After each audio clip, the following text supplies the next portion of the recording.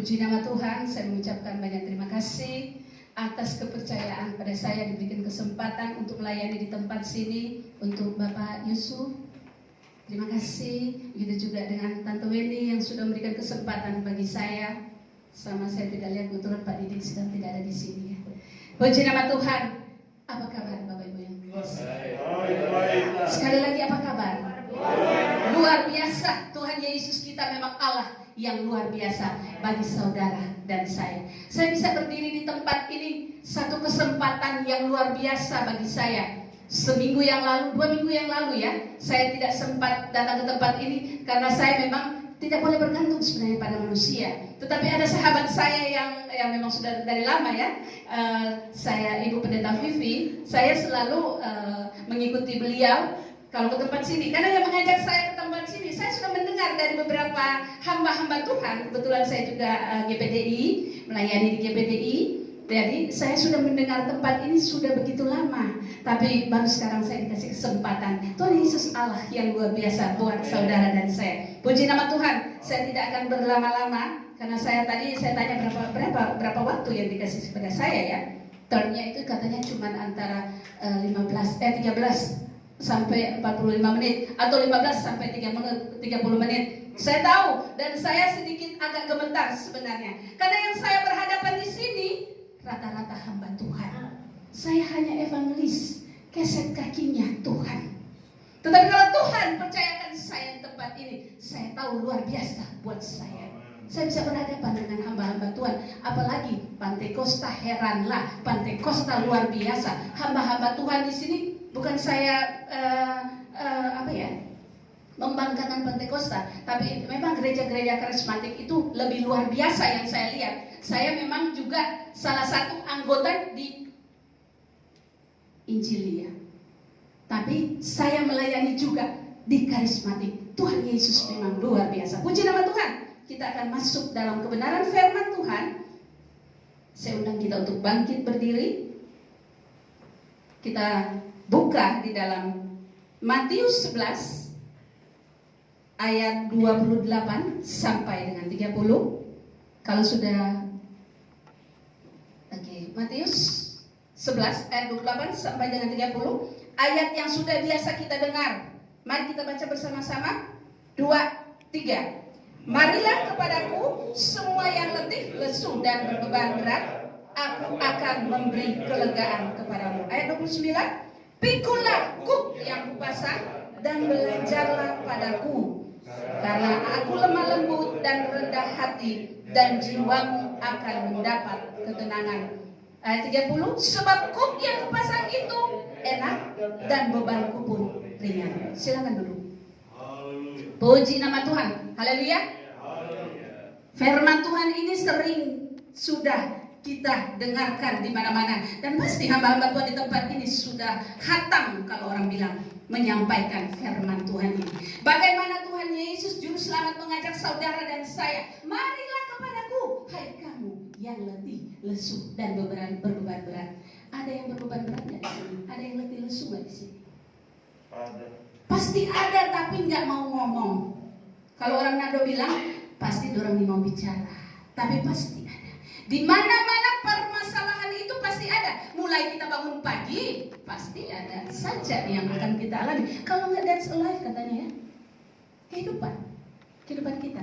Jadi Tuhan mengajak saudara dan saya, marilah kepadaku hai kamu yang letih, lesu dan berbeban berat. Letih, lesu saja sudah diajak. Letih, lesu, letoy, lemah, berbeban berat lagi. Tuhan ajak saudara dan saya.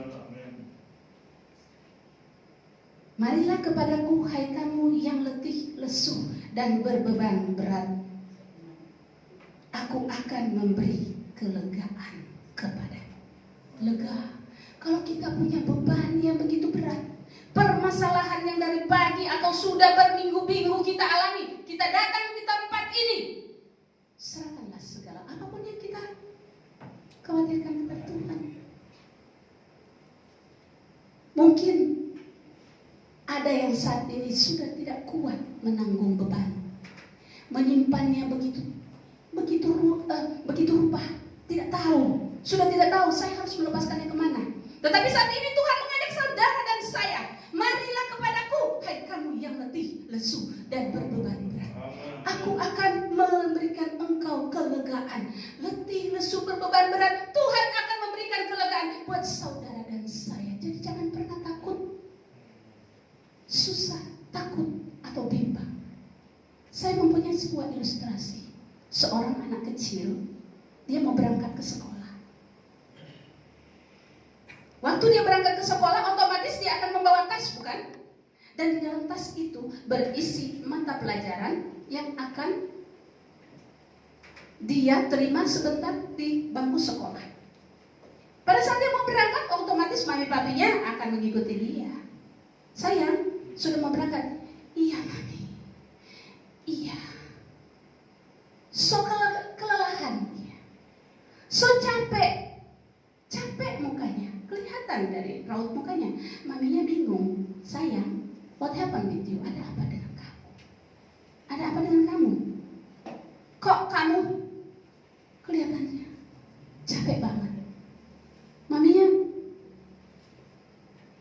cari permasalahan. Kenapa nih anak? Baru bangun pagi, otomatis baru bangun pagi orang anak-anak tuh senang sekali apalagi mau berangkat ke sekolah. Mereka akan bertemu dengan teman-teman. Pasti anak-anak kalau cuma di rumah sendirian dia akan bete atau bad temper. Tapi maminya bilang, kenapa? Ada apa nih anak? Biasanya anak ini sukacita selalu, senang selalu apabila dia akan berangkat ke sekolah. Tetapi kali ini kok kayaknya bad mood atau bad temper.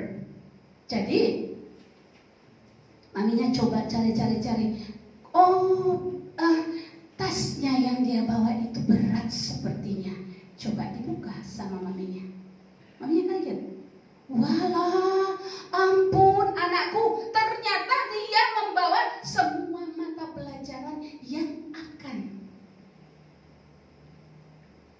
dipelajari mulai dari Senin, Selasa, Rabu sampai dengan Jumat. Semua dia bawa. Padahal hari yang akan dia lalui hari ini, dia hanya mempunyai 3 mata pelajaran. Bahasa Indonesia, Matematika, dan IPA. So, dia bawa semua mata pelajaran. Maminya kan kaget. Ada apa sayang? Kok kamu membawa semua sih buku-buku kamu? Untuk apa? Aku takut, Mami. Takut. Afraid. Scared. Aku takut, Mami. Kenapa? Kenapa kamu takut? Aku takut jangan-jangan Bapak Guru hari ini mengajarkan aku mata pelajaran yang lain. Maminya bilang begini, kalau memang hari ini mata pelajarannya Matematika, IPA, dan Bahasa Indonesia, why? Kenapa kamu harus bawa semua mata pelajaran ini? Dengan buku cetak yang dari Senin sampai dengan Jumat. Bapak Ibu yang terkasih, karena apa? Dia takut. Jadi dia sudah mempersiapkan semua apapun. Dia membawa beban itu, semuanya dia bawa. Yang harusnya, beban yang harus dia bawa cuma 3. Dia bawa semuanya. Semuanya dibawa. Akhirnya maminya mengeluarkan buku-buku atau mata pelajaran yang lain. Apa lacur? Anak ini akhirnya pada saat dia mengangkat tasnya, otomatis dia akan merasa ringan, bukan? Karena maminya sudah mengangkat apapun yang ada di dalam tas dia yang membuat dia berat, yang membuat dia terbeban, karena dia membawa beberapa mata pelajaran yang harusnya tidak dia bawa semua. Maminya angkat itu semua dan dia akhirnya merasa lega. Wajah sumringah dan bahagia ada di anak ini. Bapak Ibu yang terkasih, bagaimana dengan kita semua? Mungkin saat ini kita ada yang membawa semua beban. Dari pagi sampai malam membawa kecemasan kita, ketakutan kita. Kita bawa kemana-mana. Mungkin di tempat ini juga kita bawa. Tetapi Tuhan memanggil saudara dan saya. Marilah kepada lesu dan berbeban berat. Aku akan memberikan kelegaan kepada saudara dan saya. Saya tadi mendengar pujian, ada satu sobatku yang setia, tak pernah dia tinggalkan diriku. Di waktu aku susah, waktuku sendirian, dia selalu menemani diriku. Namanya siapa? Namanya Yesus. Mungkin di antara kita ada yang berbeban berat. Simpan di hati, simpan mukanya terlihat biasa-biasa saja.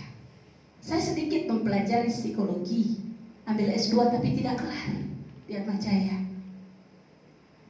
Tapi sedikit saya bisa melihat wajah-wajah yang ada di depan saya ini. Menerawang, meneropong, dan mempelajari. Dan saya tahu hamba-hamba Tuhan di sini sudah banyak mempelajari psikologi juga kan? Sebagai hamba Tuhan banyak bertemu dengan jemaat-jemaat. Pasti sudah sedikit tahu ini tipenya orangnya seperti ini. Sempat bercerita dengan ini, oh iya, orangnya sudah tahu seperti ini.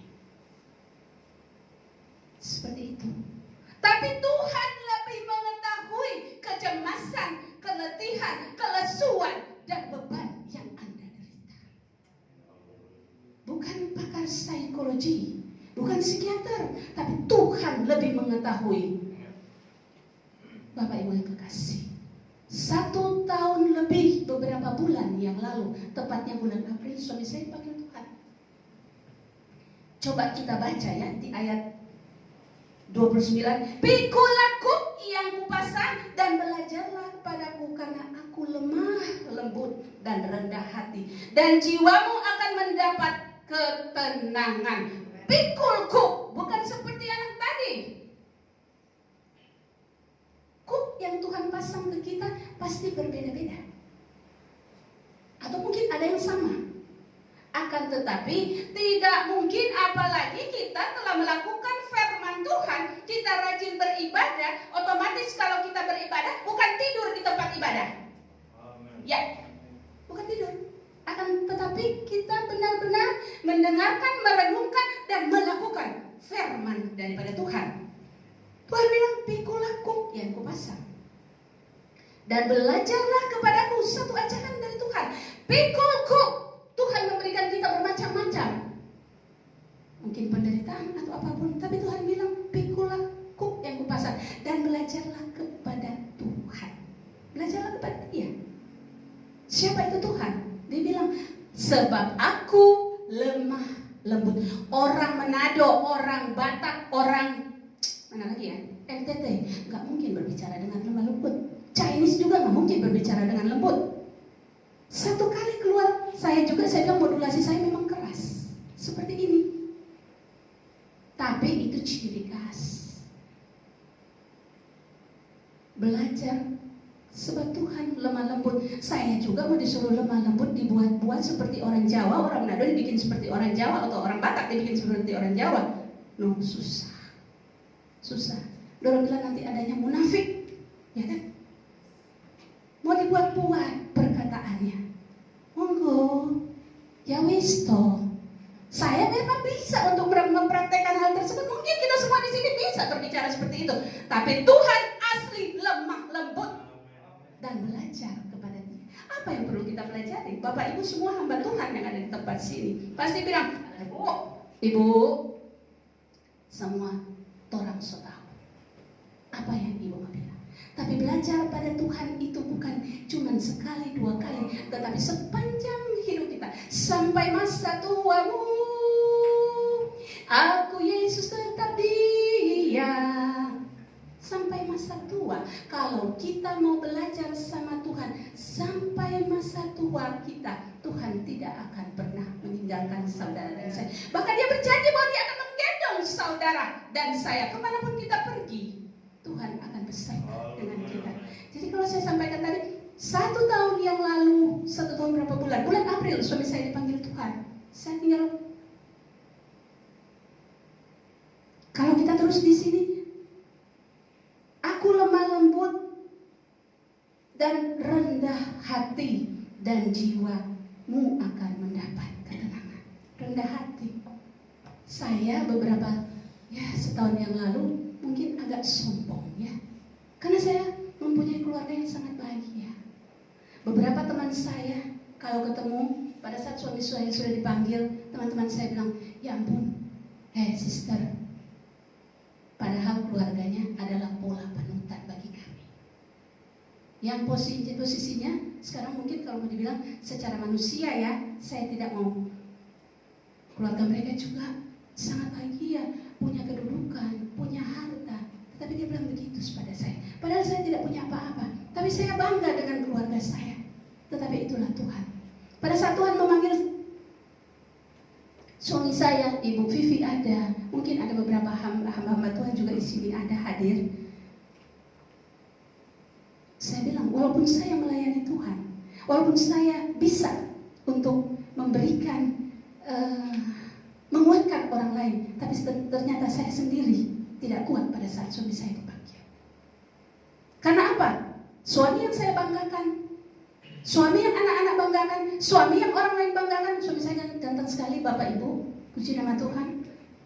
Jadi jangan tertawa. Suami saya memang ganteng. Ibu Medi tahu juga, Ibu Vivi juga tahu, Pak Ransir juga tahu. Memang seorang yang sangat ganteng bagi seorang laki-laki. Yang mungkin karena beliau adalah seorang lawyer ya, jadi kemanapun dia pergi pasti ada yang senang untuk mendekati beliau. Tapi puji nama Tuhan, Tuhan Yesus memanggil dia secepat itu, umur 56 tahun. Karena cuma beda waktu dipanggil tahun kemarin, dia hanya beda setahun setengah dengan saya. Meninggal di tangan saya karena dokter sudah tidak bisa menangani. Suami saya kena leukemia, dari akut kronis ke akut bolak-balik. Yang harusnya kalau Ibu Ani SBY itu cuma 3 bulan. Tapi puji nama Tuhan, Tuhan Yesus sangat baik. Hampir kurang lebih 5 tahun suami saya urus. Karena kalau sudah ditransfusi darah merah, hemoglobinnya sudah ditransfusi, puji Tuhan, dia akan segar lagi. Sampai saya bilang, Papa itu Dracula. Ya iya Dracula lah Bapak Ibu. Ya, setiap Ibu tahu, Ibu Vivi, saya bilang, Bu Vivi lagi masuk lagi. Dulunya 6 bulan sekali, dia mundur 3 bulan sekali, dia mundur lagi jadi sebulan sekali, akhirnya 2 minggu sekali. Harus ditransfusi darah. Bapak Ibu, saya memang tidak berharap dengan namanya asuransi. Ternyata suami saya tidak masuk di dalam asuransi. Memang mungkin ada aturan yang memang suami saya mungkin waktu membuat asuransi dia tidak lihat bahwa itu yang kanker darah tidak masuk di situ, atau memang terlambat. Saya nggak tahu karena suami saya mengurus sendiri sebelumnya. Jadi saya harus mengeluarkan uang yang cukup besar, tetapi puji Tuhan sampai dengan akhir hayat Tuhan menyediakannya. Karena Tuhan menjamin kehidupan saya. Saya hanya berharap pada Tuhan. Dari kecil saya memang sudah bilang sama Tuhan, Tuhan saya ingin menjadi hamba-Mu. Tetapi saya lari, Bapak Ibu yang terkasih. Saya nanti menjadi hamba-Mu, menjadi pelayan sebagai evangelis. Tinggal beberapa tahun terakhir ini pada saat saya mengambil sekolah tinggi teologi ya. Sebelumnya tidak, saya bekerja di kantor yang biasa, saya bekerja di airlines dulu.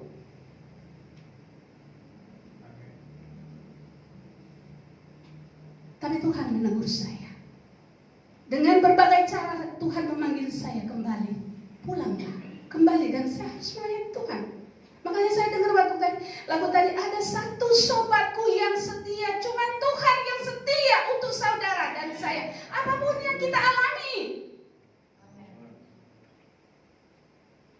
Mungkin kita banyak uang sekarang, banyak harta yang kita miliki, tapi ingat Bapak Ibu kekasih, harta itu bukan jaminan kehidupan kita. Bagaimana kita melihat beberapa artis atau orang-orang yang cukup terkenal di luar negeri? Apa pada saat dia menderita dia bilang apa? Mobil mewah tidak aku banggakan lagi.